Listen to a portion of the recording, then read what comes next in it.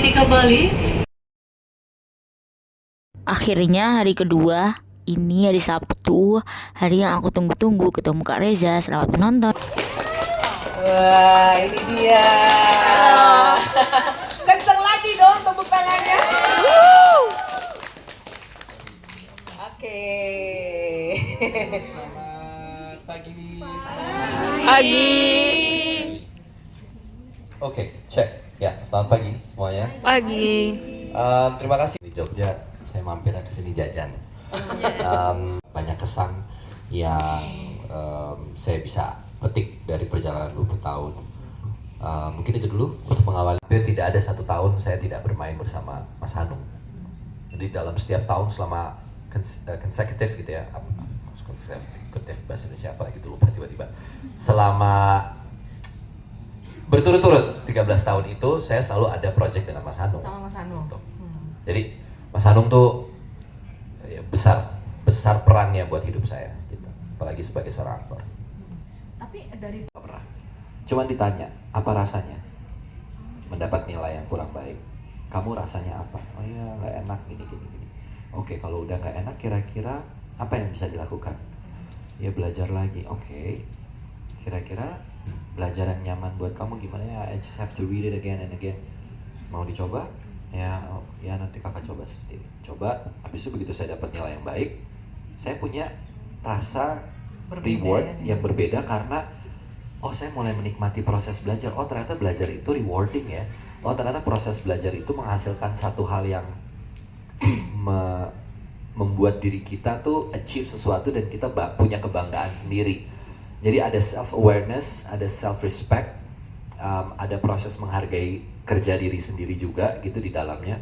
Itu menumbuhkan rasa-rasa yang menurut saya baik untuk mental saya juga gitu, dan itu diberikan dengan cara ibu saya mendidik saya. I think she's amazing.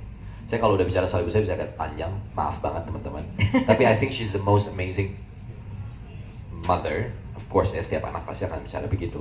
Dan menurut saya sebagai seorang anak laki-laki pertama, saya selalu melihat ibu saya sebagai sosok yang amat sangat luar biasa. I speak highly about her most of the time gitu. Karena di luar beliau kepintarannya kadang-kadang membuat saya iri. kenapa kok iri? Karena iri itu dalam konteks positif ya. Iya. Maksudnya apalagi di usia saya remaja gitu. Iri itu apakah artinya berbeda karena berbeda atau bagaimana? Iya karena kok bisa ya dia tahu banyak hal. Kok bisa ya dia saya sekolah gitu misalnya belajar matematika, belajar fisika gitu. Kenapa dia kan bukan guru matematika tapi kayaknya jago gitu jelasinnya, dan bahasa linguistiknya juga bagus gitu. Beliau berbahasa Prancis, berbahasa Belanda, berbahasa Inggris, berbahasa Indonesia gitu. Artinya penguasaan linguistiknya bagus. Jadi saya tuh kayak terus kalau ngomong tuh cerdas gitu, kalimat-kalimatnya gimana ya caranya. Jadi saya tuh ada dorongan gitu. Dan menurut research, bisa dibantah ya kalau ini salah, bisa dikoreksi. Tapi menurut research yang pernah saya baca, ternyata DNA anak itu, kecerdasan itu lahirnya dari DNA ibu. Gitu. Ya, Jadi di sini perempuan banyak loh. hampir perempuan semua kebetulan. Jadi ya itu buat saya satu kebanggaan tersendiri lah. Ya kalau brewok tebel ini agak nggak mungkin ya. Ya semua drakor Mungkin. sih. Ya mungkin aja. I don't know. Tapi ya belum kepikiran. Cuma mungkin karena terakhir saya tuh ke Busan tuh Gaspar. Ada film saya judulnya Gaspar. 24 jam bersama Gaspar. Saya ke Busan sebagai aktor. Dan itu kan ada momen pasti jalan di red carpet lah gitu-gitu. Nah, tahun ini saya kembali ke Busan sebagai sutradara. Wow. Itu sesuatu yang buat saya kayak ya saya nggak bisa bohong, se-happy itu dan bahagia banget sih. Maksudnya ya Ini gitu. proses yang sesuatu yang baru gitu ya Baru soalnya ya. gitu. Jadi saya merasa kayak diapresiasi. Dan bahwa debut penyutradaraan ini juga saya butuh memastikan kepada industrinya, kepada calon penontonnya bahwa saya berusaha yang terbaik yang saya mampu untuk serius menyutradarai, bukan hanya karena ada opportunity terus iseng-iseng ya bikin deh film gitu, enggak. Tapi saya betul-betul menaruh seluruh energi, hati untuk karya ini terjadi.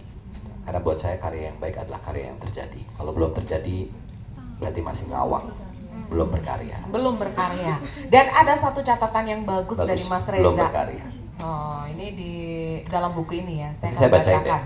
Saya selalu lengkap dengan lebih dan kurangnya tergantung pada sudut-sudut yang mengamati dan menikmati.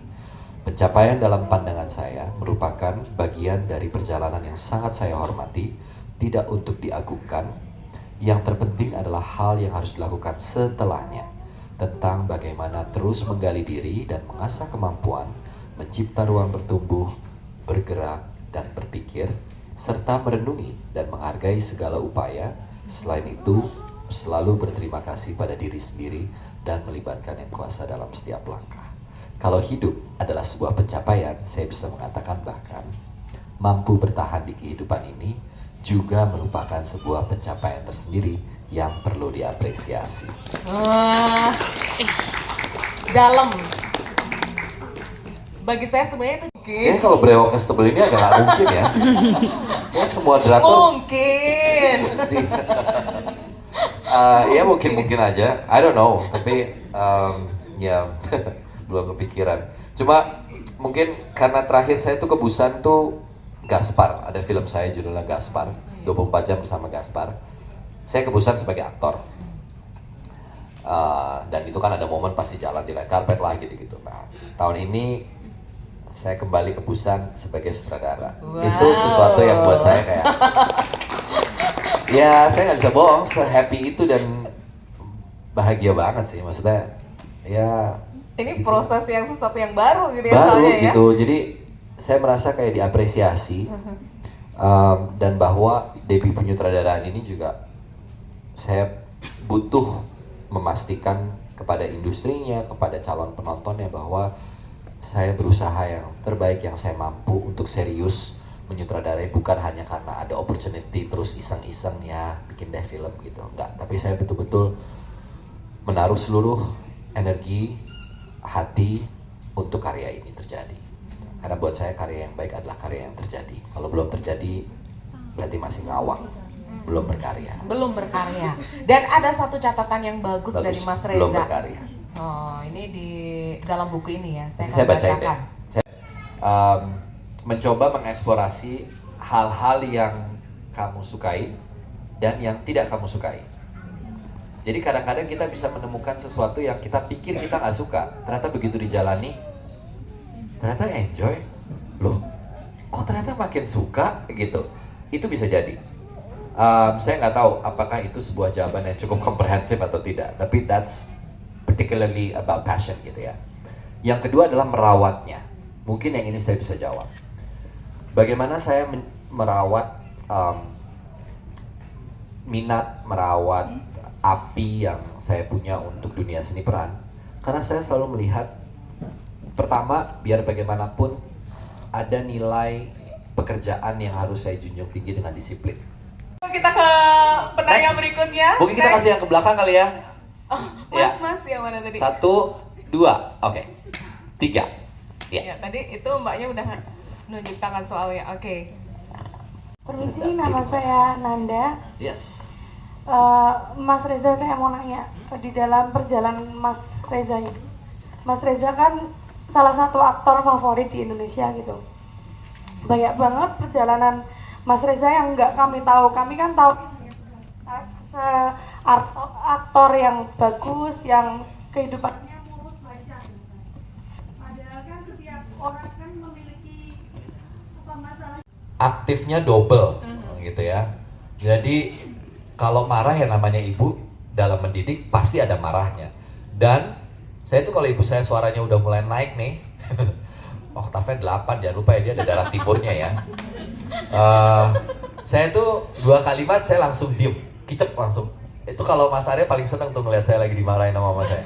Karena dia selalu bilang gini, gila ya, lo bisa debat sama siapapun, lo bisa, orang tuh kadang-kadang kalau lo udah mulai naik, orang udah langsung, aduh mati gua gitu. Tapi cuma nyokap lo yang bisa bikin lo kicep dalam waktu sekian detik. Tanpa. Jadi ibu saya tuh kalau udah negur saya tuh nggak perlu panjang kalimatnya. Dan memang ibu saya kalau marah tuh nggak pernah panjang, nggak pernah kayak mepet gitu. Nanti dilanjutin lagi gitu. Nggak pernah. Jadi one time, Oh jarinya udah naik, Heeh. kamu duduk. Wah itu saya udah cuma gini nih. Kenapa Wah? Dan marahnya tuh kayak orang diskusi gitu loh, tapi saya tahu dia marah. Oke. Gitu. Jadi bukan yang eksplosif, meledak-ledak gitu, kamu udah nggak pernah begitu, gitu. Tapi marahnya tuh tegas. Kayak misalnya hal-hal kecil, saya kan di rumah saya sendiri nih ceritanya ya. Ini saya udah seumur ini loh, ya. Saya di umur ini, saya makan di rumah, kaki saya naik nih ceritanya. Karena enak banget kan, nggak ada tamu ya, di rumah sendiri gitu, makan kakinya naik satu, gini kan, makan pakai tangan tuh, wah enak, mantep. Itu ibu saya turun dari tangga, Tahu nih. dari atas ya, turun nggak kakinya? Kalau makan jangan, turun kakinya turun. Bisa yang baik nggak makannya? Oh iya. Ma, aku ini udah tua loh, Ma. Kadang-kadang saya ada gitu yang tuh kayak, ini umur saya udah 38 tahun gitu, maksudnya boleh gak usah kayak gitu-gitu gitu. Buat ibu saya itu prinsip. Ya, jadi wajar. Buat saya marah itu kemarahan dari seorang ibu pada anaknya dalam level tertentu, buat saya itu wajar. Apalagi sebagai pendidik. Problem pendidik kita hari ini, saya kebetulan kemarin habis bertemu dengan guru-guru juga di Bima.